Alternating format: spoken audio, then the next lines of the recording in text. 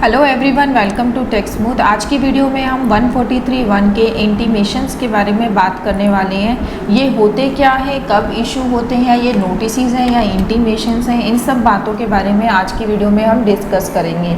सो आइए वीडियो को स्टार्ट करते हैं। 143(1) होता क्या है? 143(1) एक्चुअली एक इंटीमेशन ऑर्डर है। ये एक सिस्टम जनरेटेड ऑर्डर होता है। जब आप अपनी रिटर्न फाइल करते हैं तो फाइल करने के बाद जब रिटर्न प्रोसेस होती है, एक सिस्टम जनरेटेड डिपार्टमेंट ने कुछ गाइडलाइंस सेट की हुई हैं। उस गाइडलाइंस को पूरा करके जब आपकी रिटर्न प्रोसेस होती है तो प्रोसेस होने के बाद हर किसी को 143(1) का इंटीमेशन इशू किया जाता है। ये कोई नोटिस नहीं है, तो 143(1) देखने के बाद आपको घबराना बिल्कुल नहीं है।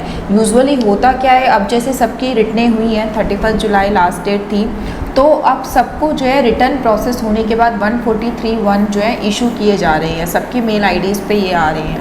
तो क्लाइंट्स करते क्या है, सीधा फ़ोन उठाया और हमें तो नोटिस इशू हो गया, आपने कैसा रिटर्न भरा है। तो मैं अगेन आपको बोल रही हूँ, ये कोई नोटिस नहीं है, ये एक इंटीमेशन ऑर्डर है आपकी रिटर्न प्रोसेस होने के बाद का। ये क्योंकि सिस्टम जनरेटेड ऑर्डर होता है, तो इसमें जो हमारे रिटर्न्स में एरर होते हैं, अगर आपकी रिटर्न फाइलिंग में कोई एरर है या फिर डिमांड है किसी तरीके की, तो उसके बारे में 143(1) में जो है पता लग जाता है। तो जब आपको 143(1) रिसीव हो तो आपको उसको ओपन करके देखना ज़रूर है कि उसमें कोई डिमांड तो नहीं है, या फिर आपका अगर रिफ़ंड बन रहा था तो रिफ़ंड उसमें एग्जैक्ट अमाउंट जितना आपने रिटर्न फाइल करते समय उसमें मेंशन किया था उतना ही दिखा रहा है ना, या फिर नो डिमांड नो रिफ़ंड के भी अगर 143(1) आपको रिसीव हुआ है, दैट मीन्स आपकी रिटर्न बिल्कुल सही थी। जो भी आपने अपलोड की है वो उसमें मतलब कोई अपरेंटली कोई एरर नहीं था। अदरवाइज़ इस 143(1) में जो है वो एरर मेंशन कर दिया जाता।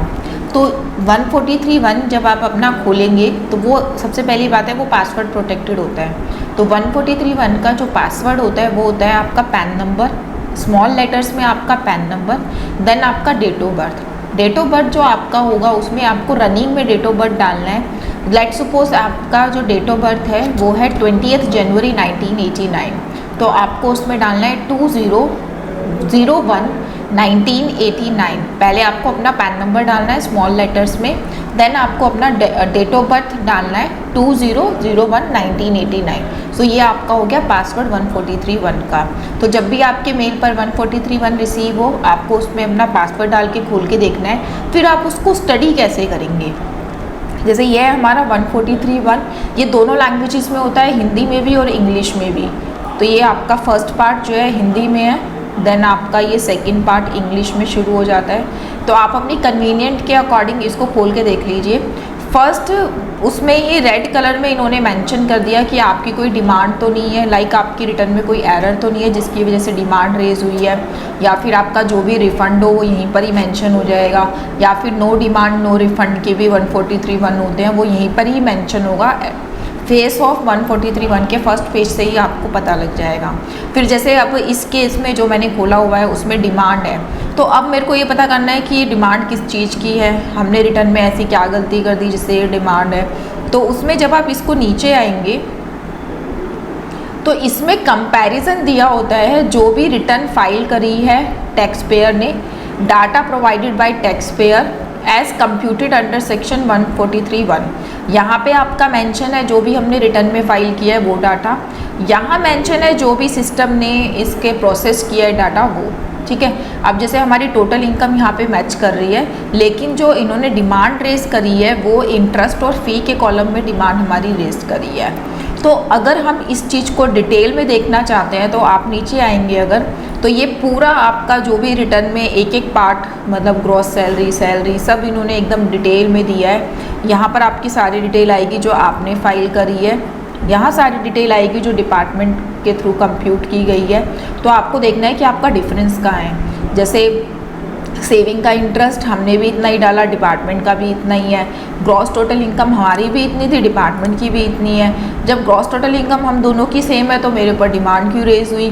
तो अब और चेक करेंगे हम, तो यहाँ पे देखिए टैक्स भी हमारा भी इतना ही बन रहा है, टैक्स डिपार्टमेंट का भी इतना ही बन रहा है। तो अब डिपार्टमेंट ने जो ये डिमांड हमारे ऊपर निकाली है वो निकाली है 234F की, मतलब लेट फाइलिंग फ़ी की हमारे ऊपर जो है ये 1000 रुपीज़ की डिमांड जो है डिपार्टमेंट ने निकाली है।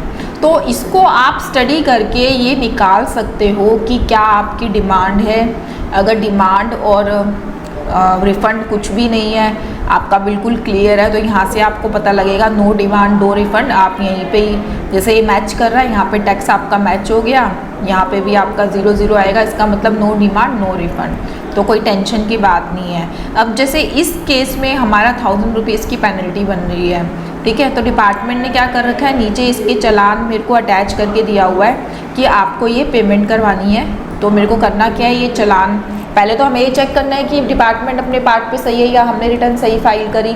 अगर हमें लगता है हमारी तो डिमांड बनती ही नहीं है तो हम इसके अगेंस्ट जो है ऑनलाइन हम इसका जो है रिप्लाई डाल सकते हैं, ठीक है, रिटर्न को रीप्रोसेस में डाल सकते हैं। तो ये सब कुछ होता है कि अगर आपकी डिमांड वगैरह निकली है तो आपको फर्दर क्या स्टेप लेनी है, ये उन चीज़ों के बारे में है।